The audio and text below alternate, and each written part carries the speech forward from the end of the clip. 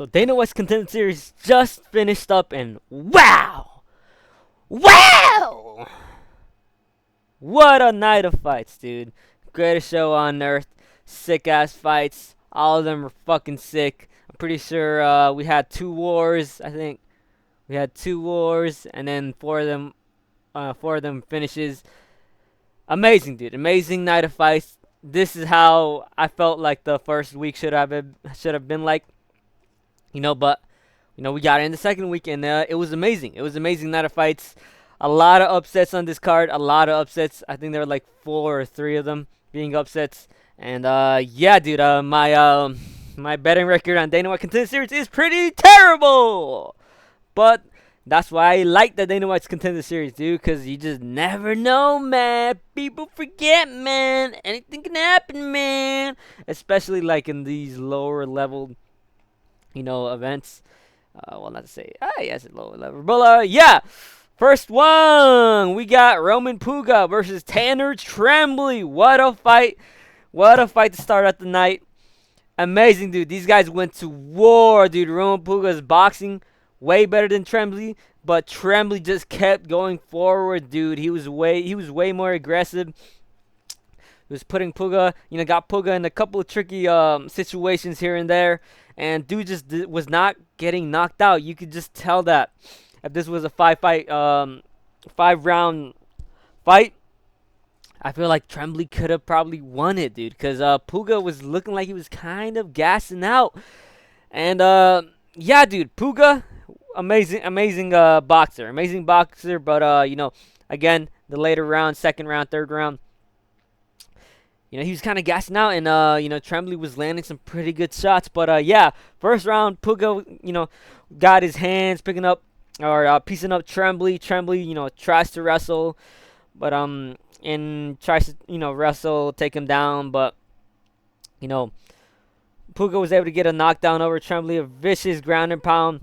But Trembly was able to survive. He recovers, and, he even hurts Puga on the feet, but Puga returns back with his own combos, and ended up being a 10-9 round, I think, for Puga. Second round, I don't remember what round the judges gave, but second round was a bit closer. Puga was outboxing Trembly in the beginning. He has nice body shots. He had a good jab. Trembly tries to wrestle here and there. He lands some of his own good shots, combos. He's very durable again. He's in this fight, going forward. But, Puya still outboxing him throughout the second round. Trembly finally gets his a final hurrah in the end of the second round. And able to hurt Puya, and then Puya, lands something back. But I feel like that could have gone either way. Trembly, I think, maybe won that round, but I forgot. I just scored But third round, Trembly starts really fast. He pushes Puya against the fence. But Puga, not Puya. Is it Puya? What is it? Puga, able to handle it well, returns his own. Trembly stuns Puga, starts grappling, which is kind of dumb. He goes for a takedown. I thought, he had him hurt on the feet. You could tell that Puga was gassing, but, he gets a takedown. Able to take the back of Puga, get him in a boundary triangle. But he gets reversed, and Puga's on top. But they both end up, standing back on their feet. Trembly, he gets stunned on the feet, and then they just start trading back and forth to end the third round. But yeah, great fight, amazing fight, I'd say. And yeah, dude, these guys went to war. They both ended up getting contracts, dude. They both ended up getting contracts, and good for both of them, dude. Can't wait to see them in the UFC, dude. But yeah. Next fight, dude. Muhammad Ali. Where to start with this guy? He's jacked, and that's about it.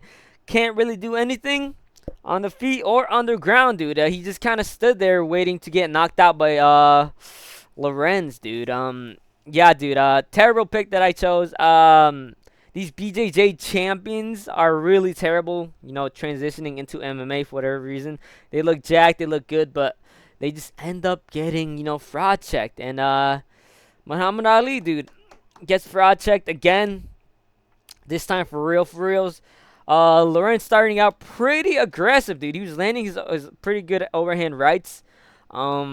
Ali basically was really open the whole, or at least for the whole round, at least for what it lasted. Ali opens really open. Um.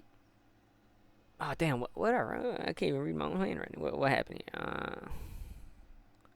But then ultimately, Lorenz was able to land a right overhand, lands ground and pound. A bit early, but to be fair, I felt like Ali was just gonna end up getting knocked out either way. And then Lorenz, gets a big upset. He was a plus 260 underdog. Really good. I overestimated Muhammad Ali's skills. I thought, he was way bigger. Maybe he used a jab, or maybe he throw something out, but he didn't really do shit. And kind of disappointed me. Another loss for BJJ World Champions, dude. Lorenz gets it done. He feels like kind of a bot NPC UFC, type fighter that they would serve up to, like, I don't know. Someone, but he won and he gets a contract, dude. Everyone got a contract. Everyone that won got a contract. But yeah, next fight. Okay, Perez defeats Paxton. In the second round. Also good fight. Paxton starts the first round really early, swinging, overhand rights, crazy hooks, and then gets a takedown. He's able to get it. Basically clinches up with Perez against the fence. He's got some solid knees. He's got solid knees. More in Perez though. But Paxton swinging wild hooks, lands a takedown. But Perez was able to get back up. They're up against the cage again. Paxton landing shots, ends against the cage. Really, that's really first round. I feel like it was a Paxton round. He was kind of a D1 wrestler, I think, and he was implementing that grindy style of just pushing them up against the fence, landing overhand rights, landing wild hooks, crazy exchanges, and then take them down. But second round, you could just not second round, but the end of the first round, you could just tell that Perez was kind of getting a bit more comfortable. And then in the second round, it just ended up being pretty good for Perez. Perez was able to drop Paxton. Paxton then swings back. He gets back up, swings back. A bit of a bar fight, but then, Perez was able to get a knockdown over Paxton with I think it was a left hook, and then that's all she wrote. It was kind of a walkout KO, but he landed some good ground and pound hammer shots on him for good measure, and Perez gets it done. Perez seemed pretty good, dude. He didn't fold under the pressure. He did what he needed to do, defend the takedowns. Didn't do much in the first round, but in the second round, he went out there and knocked him out, knocked Paxton out. Perez gets it done. He gets his contract. 27 years old. Apparently, he's gonna be put on the no trade card, so that's in a month. So I wonder who they're gonna put him up against. But yeah, dude, Perez gets it done over Paxton by KO. Next fight. Another guy who I thought was going to easily finish his opponent in Trent Miller. But, Brazilian disappoints me.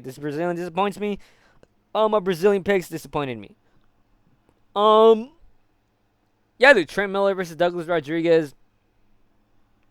Trent Miller was able to, not Trent Miller, Rodriguez was able to get some good leg kicks.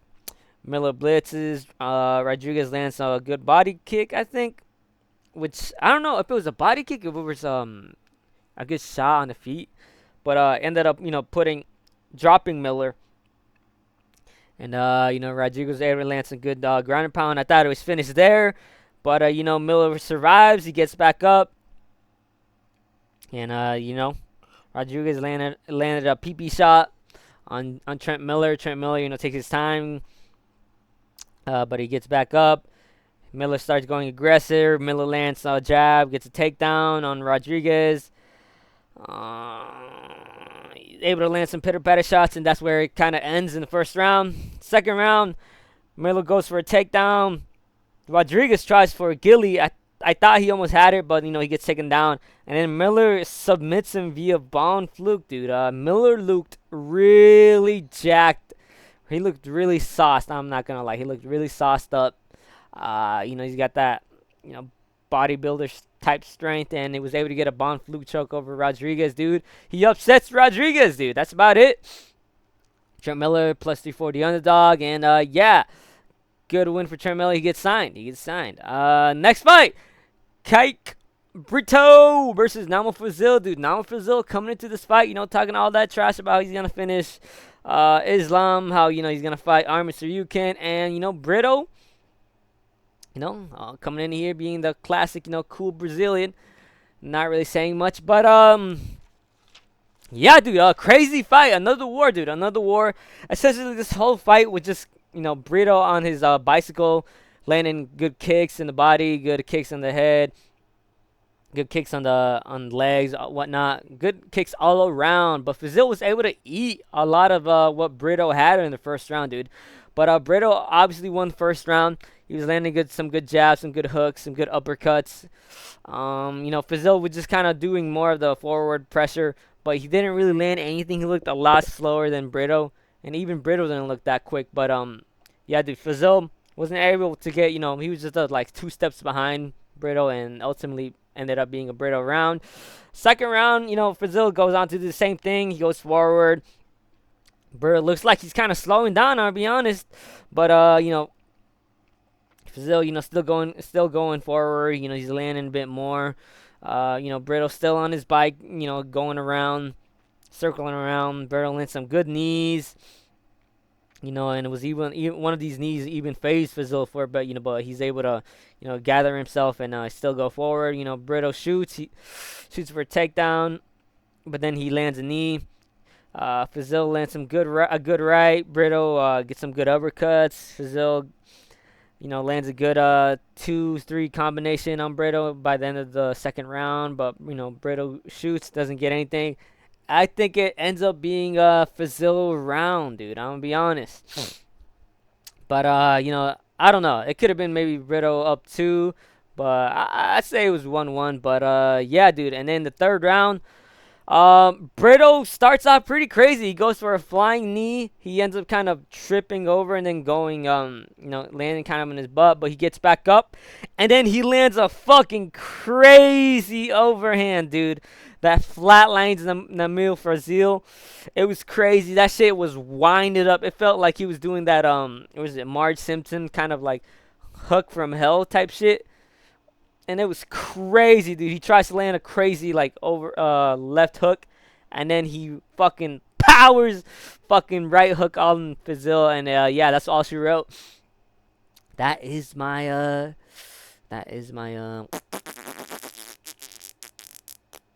my commentary. Pretty bad. I'm working on it though. But yeah, dude, Fazil gets flatlined. I think it was kind of tied up 1-1, and I thought Fazil was gonna win the third round by just being more aggressive going forward, because Brito, to be honest, was kind of gassing out, but he ends up getting the finish over Fazil, and gets a contract, dude. 20-6. That record looking a bit better, and yeah, now Fazil fails. He fails. I thought he was gonna win, but whatever. Brito gets it done. Overall, crazy night of fights. I enjoyed him way more than last week, and yeah, dude, can't wait until next week. I try to come up with the predictions a bit earlier, but yeah, dude. I only got 2 right, I think, and it was the Mexicans. Yeah, it was only the Mexicans. So I went 2 for 5. It's all good. This is hard to predict, but yeah, that's about it, and later.